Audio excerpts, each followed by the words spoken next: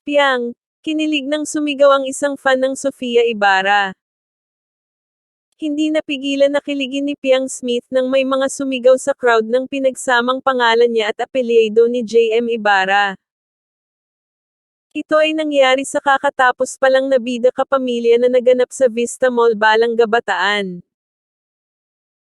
Na dinaluhan ng mga kapamilya artist kasabay na dito ang ilang PBB Gen 11 ex-housemates. Hindi naman may tatago ang pagkatuwa na may halong kilig ni Piang dahil sa sobrang daming fans ang umattend na sumuporta sa kanila. Talagang anabangan ng mga ito ang appearance ng JM Piang para masaksihan ang inihandang performances ng dalawa.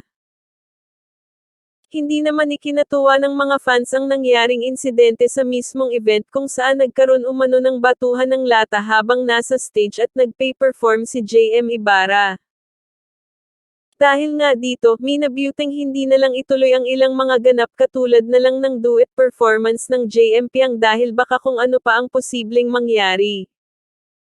Napatweet pa ang host nito na si DJ Jaiho sa kanyang official X account. Sinubukan kong ailaban ang kung ano ang pwede pero okay na yan para lahat masaya at patas walang awa yan. Indeed sobrang saya ng bida kapamilya sa Vista Mall, Bataan. Samantala, masaya naman na umuwi ang lahat lalong-lalo na sina JM at Piang.